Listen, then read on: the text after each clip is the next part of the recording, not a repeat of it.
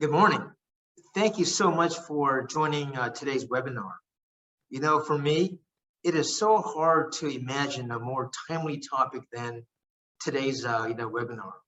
And we call it ESG risks and opportunities in supply chain. As we have all read about, supply chain challenges are impacting businesses and even everyday life for everybody in the whole world today. At the same time, ESG is a paradigm that is reshaping the way companies think about all the things that are going on today. Our ESG committee is providing a very important channel to help AMCHAM companies understand and implement ESG. I want to thank our speaker from Deloitte, Mr. Oksu Lee, for sharing his expertise today on these two very important topics. I also want to thank Andrew Ryu, ESG committee co-chair and the country leader for DOW Korea, for leading today's discussion. I'm also very pleased that his two co-chairs, Jim Fostasiak from 3M and Balaka Naizi from Procter & Gamble, are also here in the audience.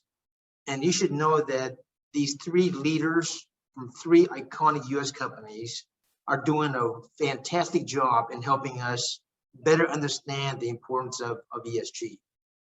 I can see how important this subject is for so many companies and industries today.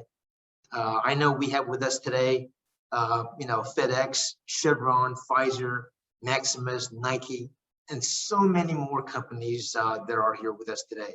It's actually a very big turnout. I know that even for me, I want to learn a lot about all these interesting things going on, especially with supply chains.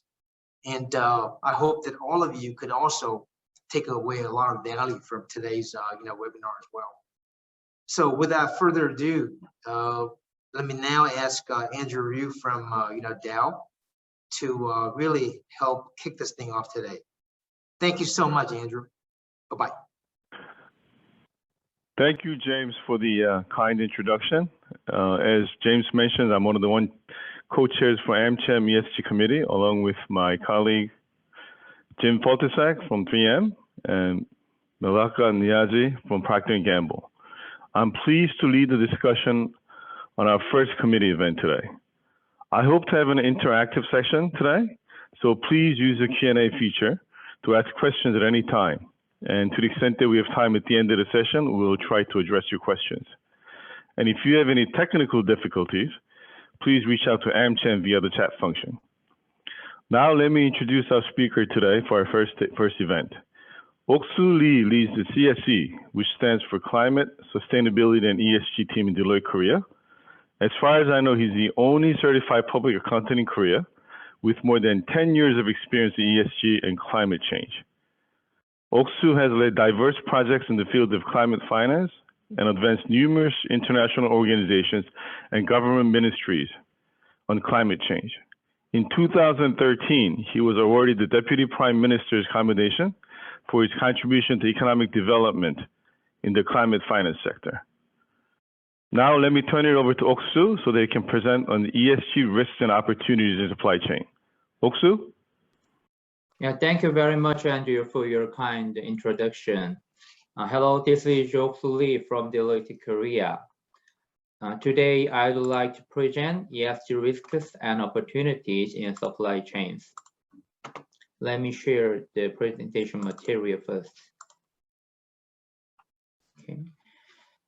Actually, I started my career as an auditor, as a CPA in Big Four accounting firm, but since 2010, I changed my career as a climate and sustainability consultant in Big Four accounting firm. And since then, I have advised several ministries and companies and public sectors and international organizations regarding climate sustainability and ESG issues.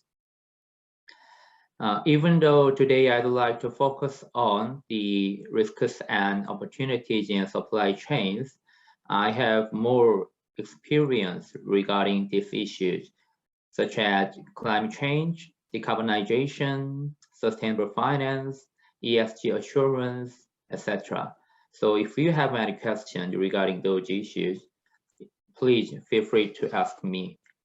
Because today's topic is supply chain management on ESG issues, I would like to focus on two major drivers regarding these issues. Deloitte present 8 forces regarding climate and sustainability agenda. But among those 8 forces, 2 forces are mainly related with the supply chain management. First one is stakeholder pressure, and the second one is business commitment for net zero. So today, there are several companies who would like to push their suppliers to handle their ESG risks and opportunities. In order to achieve this purpose, several international level companies want to manage its suppliers in ESG management work. So some international level companies want to conduct ESG audit and ESG evaluation regarding their suppliers to manage its own ESG risks.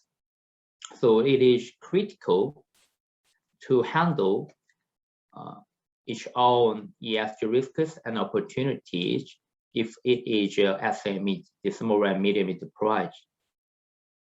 And the another major issue is net zero commitment.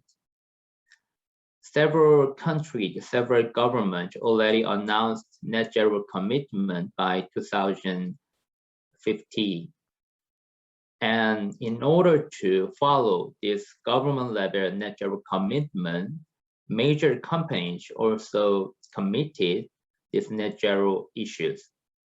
And in order to achieve this net zero commitment by 2050, it is critical to manage each supply chains, because the net zero commitment also include the scope 3 emission for the companies. So in order to achieve scope 3 net zero commitment, it is critical to manage its suppliers in order then to reduce its own emissions regarding GHG. So these two forces could be a critical point regarding ESG supply chain management. Regarding climate and sustainability issues, Deloitte provides 5 services. First, climate and decarbonization. Second, sustainable finance. And third, ESG reporting. And fourth, sustainable supply chain. And last but not least, circular economy. Actually, today's requirement from our client is mainly focused on for 3 issues, for 3 services, which are climate and decarbonization, sustainable finance, and ESG reporting.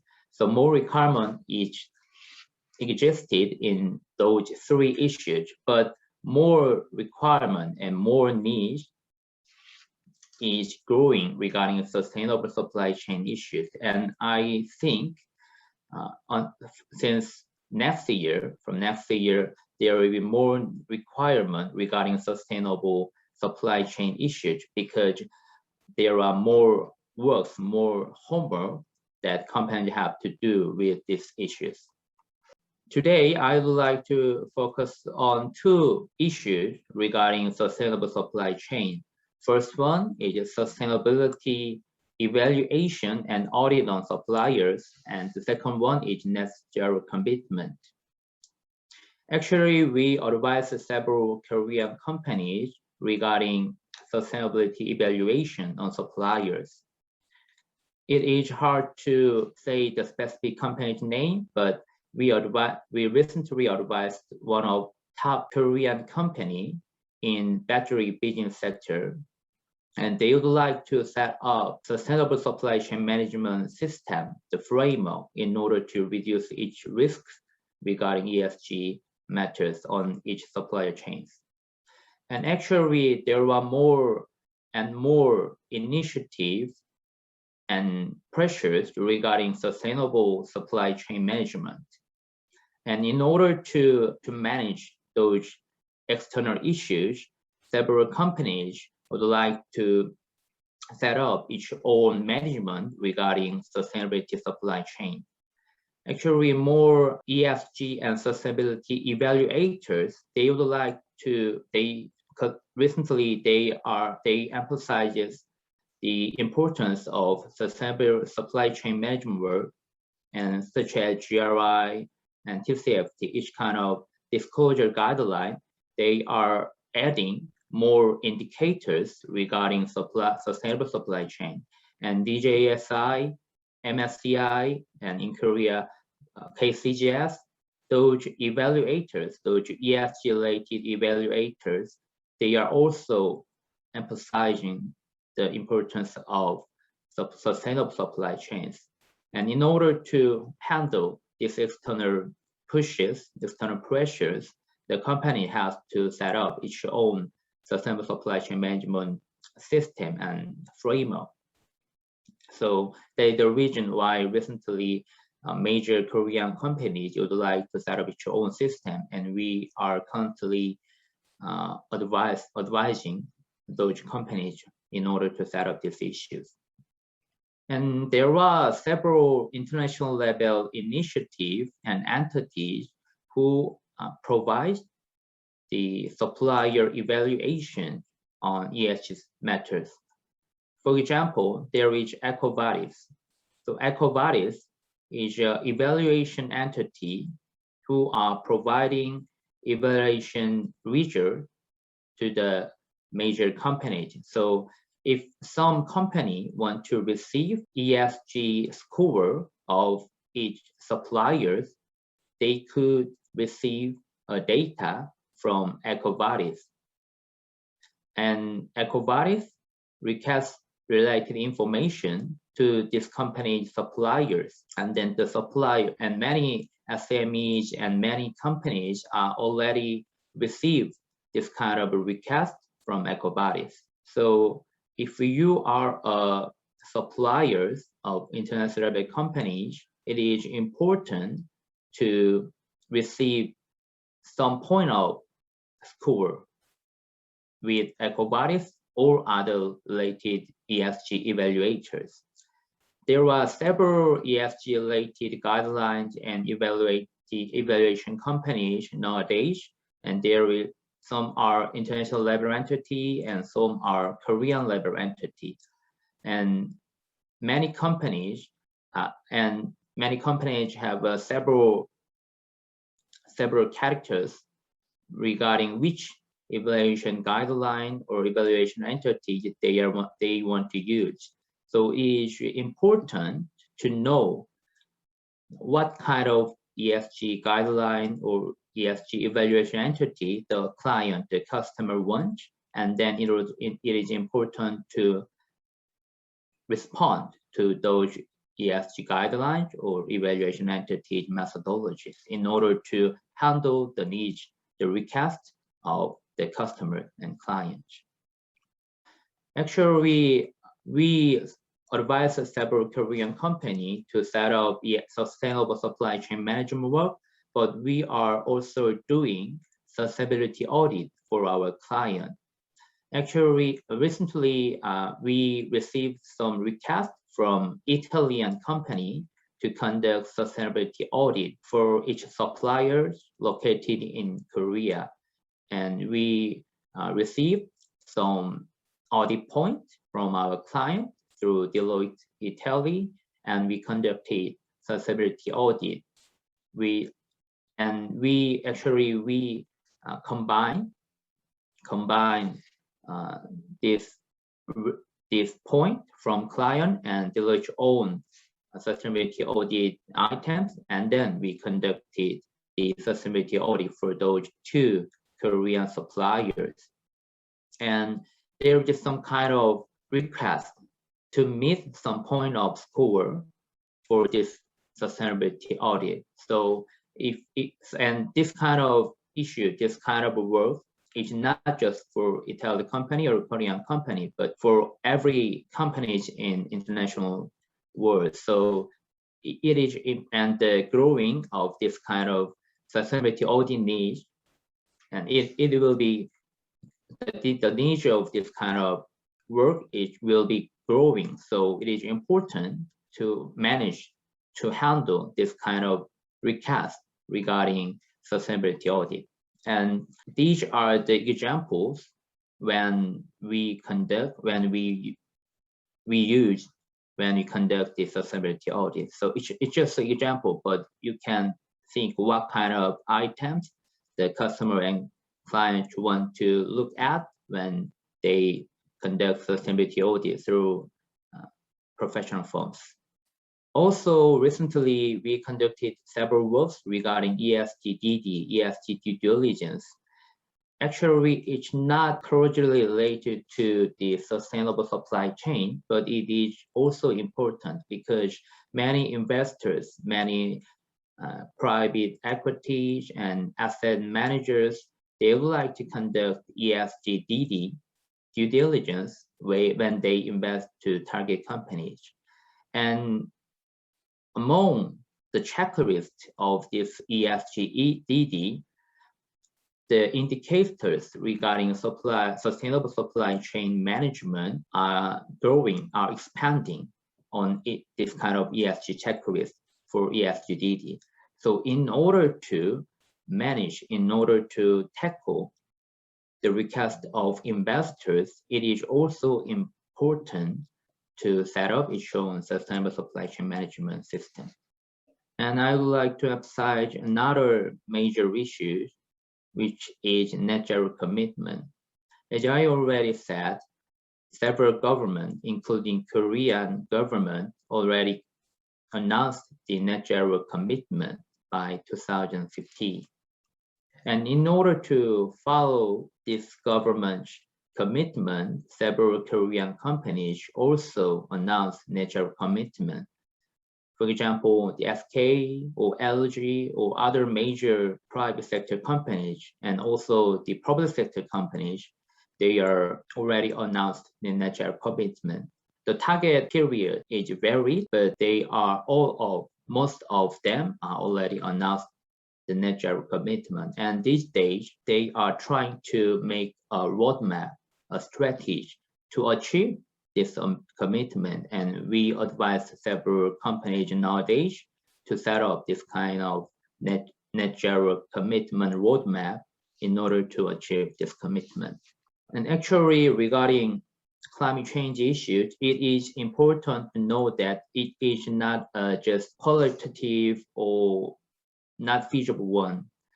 So the TCFD initiative, TCFD recommendation, there is a TCFD recommendations, and it requests to companies to measure the financial impact of a climate-related risks and opportunities, and it requests the company to announce the result of this analysis. So there are several risks, the traditional risks and physical risks regarding climate change, and there could be also the opportunities regarding climate change issues. So for companies, it is important to analyze what they could have, climate-related risks or opportunities, and then translate this risks level and opportunity level to actual financial impact. Actually, some major international level companies, large companies, they are already set up the net zero roadmap, and they are already published the TCFD report. And on this TCFD report, they already announced that how they can manage each suppliers in order to achieve the net zero commitment. Nowadays, we advised some top-level Korean companies in semiconductor industry, but I would like to show today the case of TSMC, which is tiny companies, because it is our benchmarking company. So the TSMC already published TCFD report recently, and on this report, they announced that they will manage their suppliers in order to achieve net zero commitment. And there are several levels of net zero commitment because there are several types of GHG emission. So there is a scope 1 emission, the direct emission, and scope 2 emission, the indirect emission, and there is also scope 3 emission. And scope 1 and scope 3 emission is more closely related to the company's activities, but scope 3 emission is more related with the suppliers' activity emission and other activities emission. So in order to achieve the scope 3 net zero, it is critical to manage each suppliers, also customers, to manage the GHG emission. So the TSMC already set up some strategy and some action plans in order to manage each suppliers, and you could show related information in this presentation material. Actually, the TSMC already announced some target amount regarding this scope 3 indirect GHG emission reduction. So in order to this target, they will conduct some activities regarding each suppliers. So, and this kind of work is not just for semiconductor industry companies. Most of companies in several industries are already setting up this kind of roadmap strategy in order to meet the net zero commitment. So if you are a company, especially if you are SMEs, it is important to develop the sustainable supply chain management system, including the climate change issues and decarbonization issues. This is the end of my presentation, and I'm happy to answer any questions regarding this topic. Thank you very much. Thank you, Oksu. That was very comprehensive, and also I noticed that you have experience in many different industries, so that's very, very helpful. Thank you. Before we turn it over to the audience, we had, and I have some questions that I also wanted to address with you first. But in the interest of full disclosure, I should also tell all the participants that Oksu's area of real expertise, as you mentioned, is in climate and sustainable finance. We actually went with this topic because supply chain is something that I feel a little more familiar with and have a little more relevance, I guess, for DOW. So Oksu, I apologize for picking a topic that that you might not be as familiar with, but from today's presentation, I can tell that you're an expert in this area too. So very, very happy that we chose this topic. I think maybe let's start off with, in the news, supply chain is one of the hot topics in any of the media that you see. So what do you think are causing these difficulties, and when do you think these problems will be abated? Well, actually, problems, the supply chain disruption are causing by another issue, not ESG issue. Actually, I think the shortage of material is a critical reason for this kind of issue. And regarding ESG sector, I think the feasible pressure is not existed yet. So the supply chain disruption, nowadays this kind of issue is more related to another problem regarding the shortage of material or other COVID-19 issues, etc. And the ESG related issue is not a critical point at this time. But I think the ESG related pressure will increase expeditiously. So currently ESG is not a critical bottleneck for supply chain management, but when net zero issue is more seriously discussed, this issue could be a major bottleneck regarding the supply chain management. Yeah, thank you. I think I agree with you, because what we see more on the media and the press is more related to, like you said, lack of materials, a lot of logistics issues all around the world. But I think it's providing a little bit of a break. So doesn't mean that we can be relaxed about ESG, because I think it will come back. And as you mentioned, there's sort of that, shifting possibility. So supply chain, everybody on the supply chain, I think, has to be very aware of the ESG issues. I think another topic I want to address is, it seems like there's like a new normal for ESG as governments and companies take action to get supply chain working again. What are the implications related to that? I would like to say the non-cost or non-financial supply chain management. So traditionally, the cost matter is mostly important regarding supply chain management. And actually, many Korean companies, the most important thing is price, the cost regarding the suppliers. But nowadays, non-cost, non-financial matters, the importance of non-cost and non-financial matters is increasing.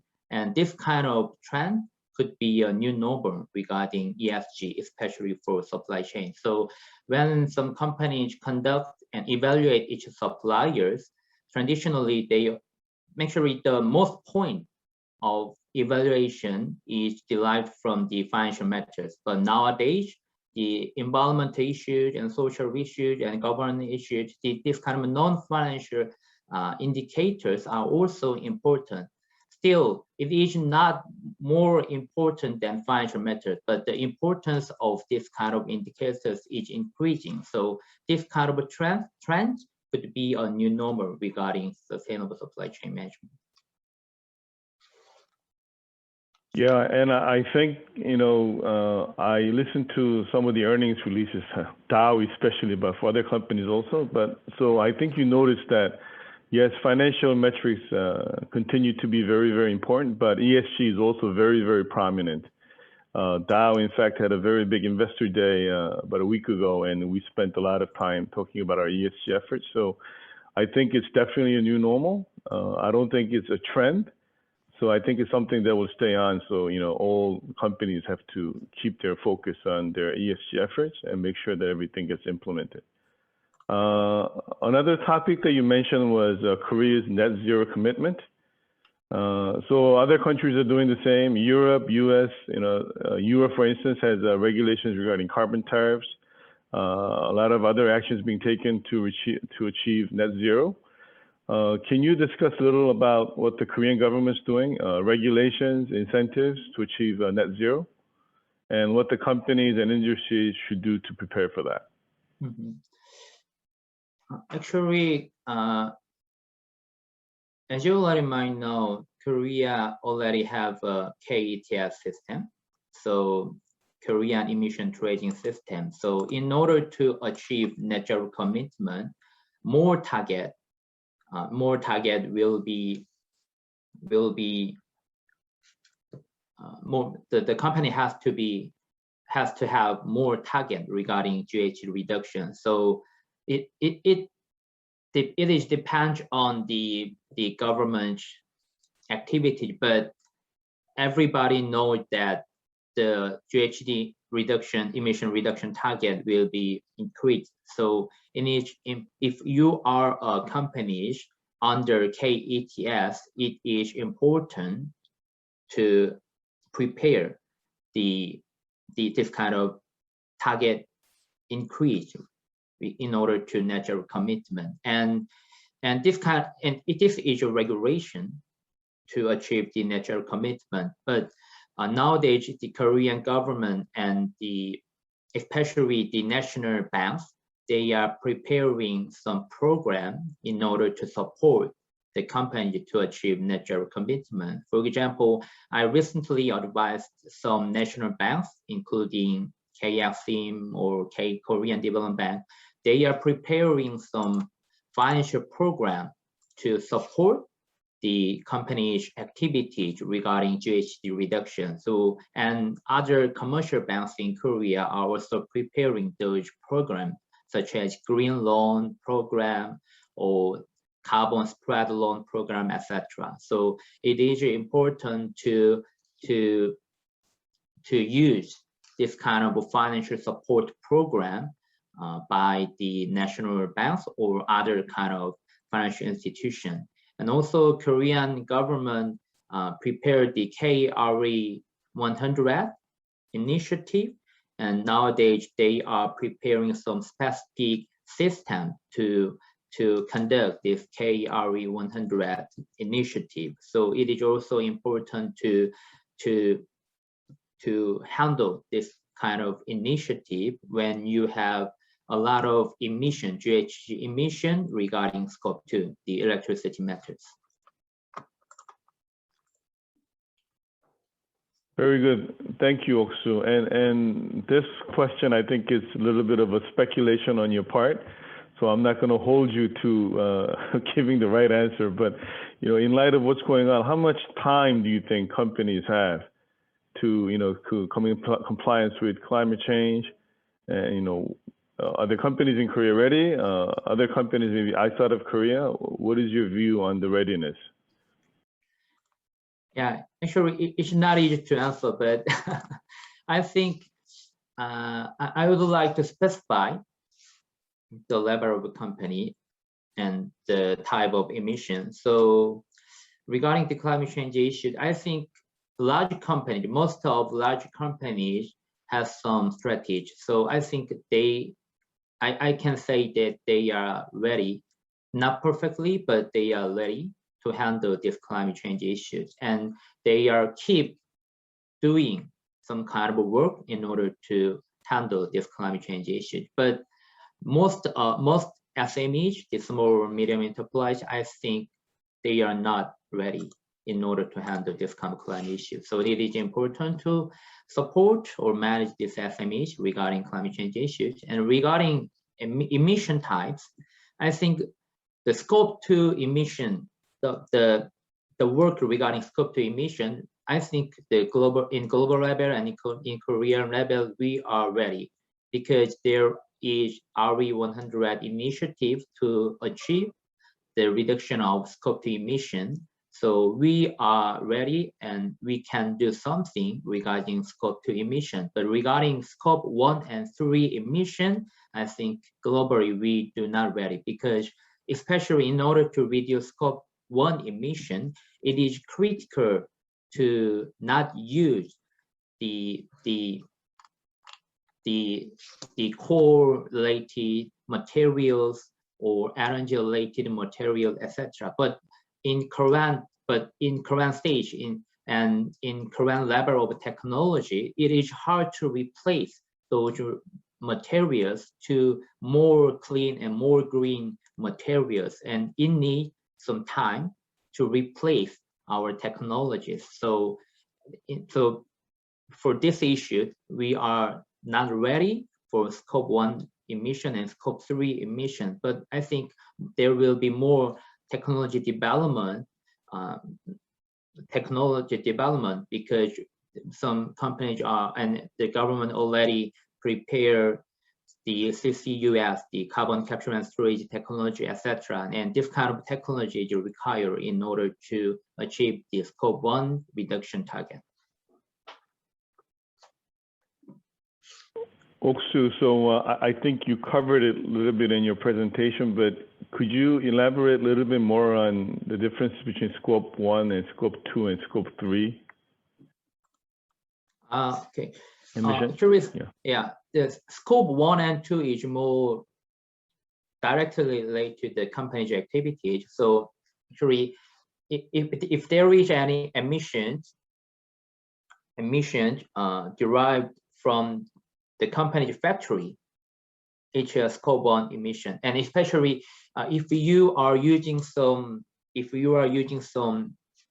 coal-related materials or other materials when you are processing on your processing. So when you make your product, you are using some this kind of materials. It is a scope 1 emission, and the name of scope 1 emission is a direct emission, and the name of scope 2 emission is indirect emission because scope 2 emission is related to the amount of electricity and heat energy of this company. So scope 2 is not a direct emission, but the indirect emission. And so this Scope 1 and 2 emission is more closely related to the company's activities, but Scope 3 is another area. So, for example, the supplier's GHG emission and the customer's GHG emission. So the customer could emit some GHG when they are making the product and the customer using this kind of product, but the company's materials, this company's product could impact the emission of those final level products. So this kind of emission, and also the suppliers, the emission regarding the material, it is also included. So this kind of emission is related to the Scope 3 emission. So the current regulation is more focused on Scope 1 and 2 emission, but regarding sustainable supply chain management, it is also important to handle Scope 3 emission because there are more needs and requests from investors and large companies regarding this kind of Scope 3 emission management. Thank you, Oksu. I can tell you're a real expert in this stuff. In listening to your answer, I'm somewhat concerned that the SMEs are not as prepared. So hopefully there will be a little more opportunity or time allowed for the SMEs to come into compliance or come up with goals, because I don't think you want ESG to be misunderstood as a stumbling block for some of the smaller and medium-sized companies. I think sort of piggybacking on Scope 1, Scope 2, Scope 3. Some companies, when you have ESG, they will be accused of greenwashing, regardless of how good or earnest their effort is. But to avoid that, what steps can companies take to avoid accusation or allegation of greenwashing? So the keyword is impact assessment. So nowadays the qualitative communication is not a genius one, I think, because if you prepare some report regarding ESG, it is easily do with some qualitative words. So you can say that we are really good at ESG activities and we do some kind of this work, and our employees are well known about the importance of ESG issues, etc. But today, the investors and companies and government, they do not want to show this kind of qualitative methods. They want to show, they want to read, they want to identify the quantitative methods regarding ESG issues. So if you want to avoid greenwashing issues, it is important to communicate with this kind of qualitative the items. For example, it is not enough to communicate that we are trying to reduce our GHG emission. You have to say that we have clear target. We have kind of for 40% reduction target by 2035 or etc. And you have to clearly indicate that what level of GHG reduction you will achieve through next 5 years, etc. So this kind of communication methodology is important in order to avoid greenwashing, because some companies who are tackled with this kind of greenwashing issue, they are always said with this kind of wording, know the numbers. So the number is important regarding ESG, even though it is not a financial numbers. So I fully agree with that, and DOW established, we released our big 2020 ESG report, which came out this year, and it's called Intersections. So we've set, as you've described, numerous targets with numerous timelines. So I think it's important to have specific targets and continue to report on it so that the public will know, what steps you have in plan and how you're complying. Thank you. Yeah, I agree with that. I think related to that, what are the difficulties faced by companies when they evaluate their ESG effort, and how can the business and investment communities separate signal from noise when evaluating ESG performance? Actually, nowadays it is very hard to evaluate the ESG metric because the reason is simple. There are lots of ESG-related guidelines and evaluation entities nowadays. In the international level, there are so much, over 1,000 evaluation entities regarding ESG. And in Korea, there are also a lot of guideline entities. So if you are thinking the financial sectors, nowadays there is an IFRS regarding financial reporting. And we have clear assurance and audit guideline in order to identify the correctness of this kind of financial reporting. And I anticipate that this kind of consolidation work will be conducted through through next 5 or 10 years, because already the IFRS Foundation, they announced that they will prepare this kind of consolidated sustainability reporting guideline. So the IFRS Foundation already started its work to consolidate those several ESG related guidelines, and I think, but it takes some time, and it is important to so it takes some time to make a global level consolidated guidelines. And before making this kind of consolidated guideline, the level of ESG evaluation could be buried because there is no guideline. There is a lot of guidelines. So if you want to evaluate some companies, you need a guideline, but there are no consolidated guideline. And there is a reason why there is more issue regarding greenwashing and other ESG related issues. So we have to wait, but so until there is some kind of consolidated guideline and international level evaluation entity, kind of Big 4 accounting firm, Big 3 credit rating agency, I think there will be this kind of entities regarding ESG evaluation. But until that, it is critical to not follow 1 or 2 evaluation entities score. It is important to set up the company's own ESG guidelines and ESG scorecard, etc. So the company could use several ESG guidelines and evaluation entity checklists, but the checklist and this kind of guideline is changed, keep changed. So it's important to have the company's own ESG evaluation methodologies and the experts regarding the ESG evaluation until there is a consolidated ESG guideline or evaluation entities.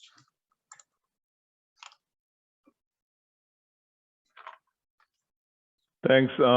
We're getting some questions, so I kind of want to address those as well. So, and it's related to what you just provided, and I think the answer will be similar. But one of the questions is, what would be the best certificate to be ESG company in Korea? If you can touch that a little bit, it's not an easy question, but just your personal view, I guess. Mm-hmm. Actually, in Korea, there is some ESG evaluation entity. So actually the MSCI already evaluates some Korean listed companies. And there is KCGS. KCGS is one of the Korean ESG evaluation entities. But the limitation is that MSCI and KCGS, they are only evaluate the listed companies. So if you want to have some score for non-listed companies, it is not easy nowadays. So that is the reason why the private equities want to conduct ESG due diligence because for unlisted company, there is no way to identify the risks and scores of their ESG activities. And this kind of work is regarding the evaluation and the certificate. Actually, there are a lot of environmental related certification or social related certification. And yeah, many Korean companies announced that they have ISO 14001, etc. So there could be a lot of certification in international level, also Korean level, but actually it's not easy to pick up the one certification, but yeah, it depends on which type of work you want to certificate. So among international environmental activities, the climate related matter is another one. So yeah, it is important to know what kind of activities you want to focus. Yeah, also I think you're right on point, and your point about each company having their own targets, I think is also very important, because even for listed companies, you all have different environments that you work in. The concerns may not be the same. So I think to really show that you're in ESG and implementing all your policies, I think it's very important to have a standard that many people will follow, but also to have your own standard. And also, if you focus too much on a standard, then the greenwashing element could come up again, right? Because you can sort of jig the system to get a better score. So to show earnest effort, I think you really need to have your own and make sure that you implement. Oh, this one's very technical. So we have another question where one of the participants is asking, how can we correctly calculate GHG reduction result and verify? Mm-hmm. Okay. Actually, if you are companies under KETS, I think you already did it, because the government, there is a system to identify the GHG reduction amount. So if you are a company under KETS, you have to provide the annual GHG emission amount to the government. And when you provide that kind of information, you have to receive the assurance from third party. So this kind of system is already settled under KETS. But if you are not a company under KETS, you could receive some certification regarding your GHG reduction. So there is several certification company, including the Big Four, including the Deloitte, they're the Big Four accounting firm. There are several certification company, the local level company, international level company. So you can identify those certification company and then receive some certification regarding the assurance regarding the GHG reduction.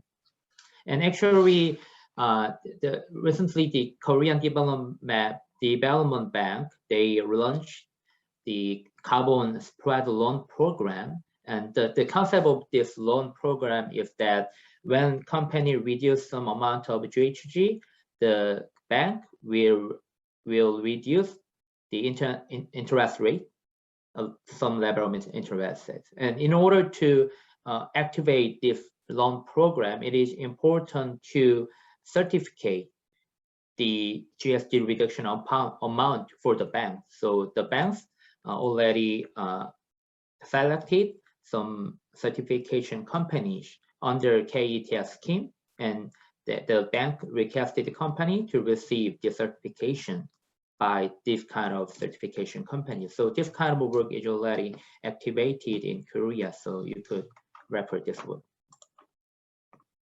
Great, thank you. And there was another question. It's kind of related to what I had in mind and the point you covered about small and medium-sized companies.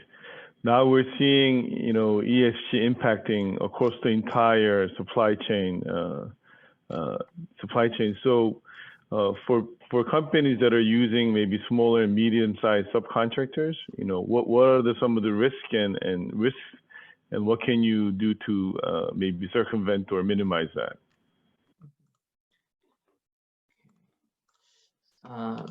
When I conducted ESG evaluation audit for this kind of SME level, the SME suppliers, they always said that they do not have expert and they do not have capacity to touch these ESG matters. They are, actually I understand that they do not have much professionals, and the size of this company is very small.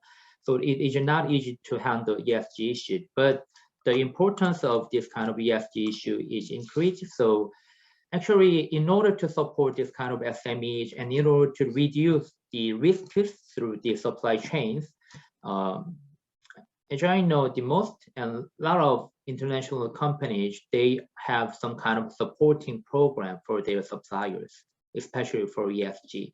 So actually, they conduct the ESG evaluation and audit for each suppliers, but at the same time, it is not easy to replace those suppliers, even though they do not have great ESG performance. So it is more important actually to support them to increase its ESG system or related activity.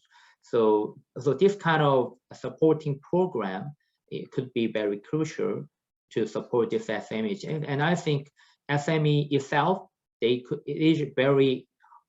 is not easy to set up its own ESG related system. So this kind of support could be needed if you want to reduce your risk regarding supply chain. Also, I think that's a very good point because yes, some companies might use it to shift their responsibility down the supply chain, but I think the reverse is also true, just like you said. For companies that have already very well-established program, it's an opportunity to sort of let that go through to the small and medium-sized companies that we deal with to make sure that they can get the help they need.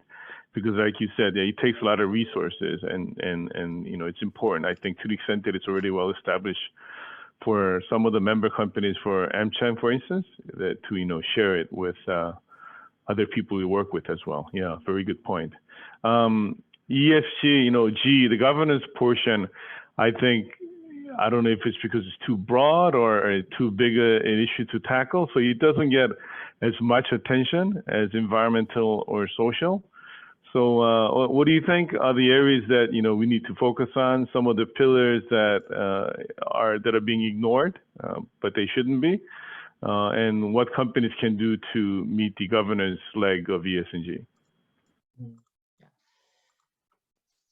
It could be same in other countries, but especially in Korea, the government issue is very sensitive ones, and it has very long history among Korean companies. So, and I think there is a lot of there was a lot of activities already existed regarding governance issues. So governance related issues is not a new issue in Korea, even though it discussed through the ESG trend, but the governance issue a very traditional one. But I think, frankly speaking, I think the governance issue is not a major issue on ESG trend, I think, because it is important to know why this kind of ESG trend is occurred nowadays. And I think the key drivers is environmental, especially the climate matters, because there are already several social and governance-related activities or regulations by government, and the companies already try to meet those pressure from the government. So, and when you think that, when you identify the ESG initiative trend nowadays, most of these initiatives are related to the climate matters. There is no new initiative scheme, the international level initiative or scheme regarding social or governance, especially the governance matter. So regarding the governance matters, it is important to follow the government regulation, because it will be upgraded. So it is important to follow those commitments. And you could if you want, you could have some more work, because, for example, you could have some kind of ESG committee under your BOD, and when you are compliant, the member of BOD, you could consider the gender sensitivity or gender equality, etc. And you could do some work regarding governance matters. So, but the more important thing is to follow the government regulations regarding the governance matters, and you could consider some more activities if you want to do more work regarding governance matters. Very good. And I see another question, and I think you covered it to some extent already, but the question is regarding what do customers, I guess end users, from end users or consumers' point of view, which element do you think is most critical and important in the ESG front? Actually, yeah, the decarbonization matter is the most important thing, I think, because regarding other matters, you could handle those issues under the ESG evaluation or the ESG audit scheme. So if you can set up the ESG evaluation methodology, so if you can set up this kind of ESG evaluation work, and if you could conduct ESG audit, and if you have any kind of supporting program for your suppliers, most of ESG issues could be handled. But the climate, the decarbonization work is another one, because there is a target. If you want to manage ESG risks and opportunities in supply chain, actually there is no specific pressure target. So you can make your own roadmap. But as for the climate matters, there is a target already announced by the international government level, and the company have to follow. And you have to push your suppliers to achieve this target, because you have to do that. So the climate related matter could be more important. So it is important how you could set up your own target regarding GHG emission by 2050 in order to achieve the net zero. And then it is important to push and support your suppliers regarding GHG reduction. Very good, Oksu. Before we close, just so that I can deliver on Dow's promise, for Dow Chemical, our commitment is to reduce by 5 million metric tons by 2030, and to be carbon neutral by 2050. So very important to set targets. I see that we're running out of time. We actually ran out of time just now. Thank you, Oksu, for your fantastic presentation. Thank you, audience, for listening in. And should you have any questions, please raise them through AMCHAM, and we'll try to address them. Thank you, Oksu. Okay, thank you very much, good. Andrew. Thank you.